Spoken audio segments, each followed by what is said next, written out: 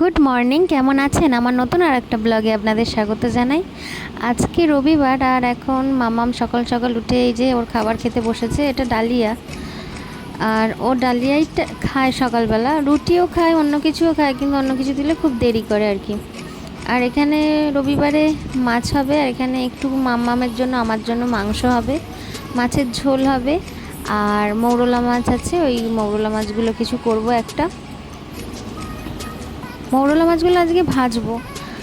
আর এখানে এক চুবড়ি মৌরলা মাছ কালকে ধরেছিল পুকুরে, আর আজকে বাজার থেকে কিনেও এনেছি।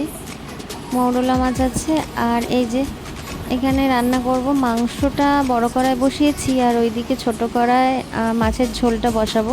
বেশি মাছ নয়, 3 পিস মাছ নিয়ে রান্না হবে। আজকে বাড়িতে তেমন কেউ লোক নেই, ওই রবিবার তেমন কেউ থাকে না, ওই জন্য 3 পিসই রান্না হয়। আর মাম্মা আর আমার তো মাংস হবে, ওই জন্য আমরা মাছ খাবো না, ওই জন্য অল্প করে মাছের ঝোল হবে আর মাংস হবে। মাংসটা আজকে একটুখানি বেশি করছি, বেশি।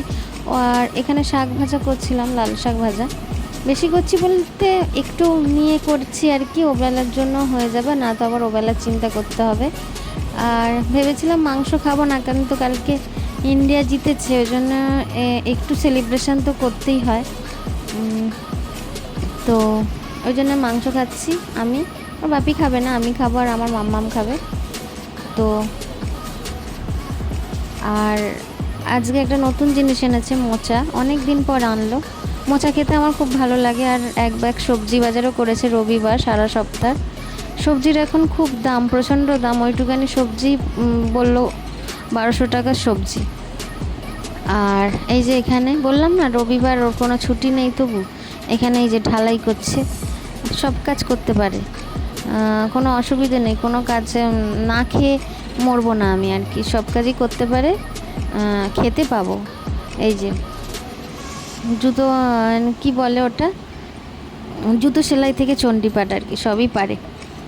আর এখানে এই যে মাছের ঝোল করছিলাম, মাংসটাও রেডি হয়ে গেছে। আর বিকেলবেলা একটু বেরিয়েছিলাম, আজকে আবার বেশি উল্টোপাল্টা কিছু খাবো না, জন্য ফুচকা খেতে ইচ্ছা হচ্ছিলো। অনেক দিন ফুচকা খাইনি, তো ফুচকা খাচ্ছি আজকে। ফুচকা খেতে আমার খুব ভালো লাগে, কিন্তু অনেক দিন খাইনি। আর আজকে ওইদিকে বসিনি, আজকে এইখানে বসেছিলাম, কারণ ওদিকে একদম হাওয়া ছিল না আজকে, আর এইখানটা বেশ মোটামুটি হাওয়া ছিল। আর এখানে এই যে ওরা মিন, চিংড়ি মাছের বাচ্চা ধরে আর কি, মিন বলে ওকে। আমি কিন্তু আমাদের ওখানেও আছে নদী, কিন্তু আমি বাপের বাড়ি আর কি, কিন্তু এই মিন কোনো দিন দেখিনি ধরতে এরমভাবে। এখানেই দেখি, বসে দেখি এই যে এখান থেকে জল দিয়ে একটা জাল ঠেলে ঠেলে নিয়ে যায়, আর মিন মিন ধরে আর কি, চিংড়ি মাছের বাচ্চা। এই যে এইখানটা চিংড়ি মাছের বাচ্চাগুলো রেখেছে, ওই যে ওখান থেকে তুলে আনছে। এই যে এখানে এই যে একদম ছোট ছোট চিংড়ি মাছের বাচ্চা, এগুলো নাকি বিক্রি হয়, যারা পুকুরে ছাড়ে তারা নাকি কিনে নিয়ে যায় এইখান থেকে। একদম ছোট ছোট গুঁড়ো গুঁড়ো গলদা চিংড়ি, যাকে বড় চিংড়ি বলে, সেই চিংড়ি মাছের বাচ্চা। আমাদের ওখানে কিন্তু আমি কখনো দেখিনি। তো কালকে রাত্রিবেলা চলে এসে খেয়ে দিয়ে শুয়ে পড়েছিলাম। আর আজকে সোমবার, সকালবেলা উঠে রেডি, মানে সব কিছু করছি। এখন কি হবে, এখন মিস্ত্রিদের ঘুগনি হবে। এই যে ঘুগনির কড়াই, আলু মটর সিদ্ধ করে নিয়েছি। ওরা মিস্ত্রিরা কাজে লেগে আছে, ওরা খাবে। আর মাম্মা এখন স্কুলে যাবে, ওই জন্য সকাল সকাল একটা ছোট্টি হাঁড়ি করে এই যে ভাত করেছি, আর মাছের ঝোল করেছি। এখন ওকে মাছের ঝোল আর ভাত খাইয়ে পাঠাবো। মাছের ঝোলটা সবারই একসাথে করে নিয়েছি, না তো আবার করতে হবে। এখন বাজে 9টা, আমি ওকে ডাকবো। আর এখানে ঘুগনিও হয়ে গেছে, ওকে ঘুম থেকে তুলে এবার স্নান করাবো। এখন আবার বেলা থেকে স্কুল চালু হয়ে গেছে। আর ওর লাঞ্চে এই দিলাম, এই ব্রেড টোস্ট খাবে, আর একটা 5 স্টার চকলেট দিয়ে দিলাম। আর এবার ওকে রেডি টেডি করে, আর ঘরের এখন এরকম অবস্থা, বিছনা তুলবো। বিছনা ওলট পালট হয়ে আছে, মাম্মাম থাকলে খুব নোংরা করে রাখে, ও স্কুল চলে গেছে। বিছনাটা এখন তুলবো। আর এখন যেহেতু বর্ষাকাল, একটুতেই বিছনার চাদরটা কেমন স্যাঁত স্যাঁত করে, ভালো লাগে না।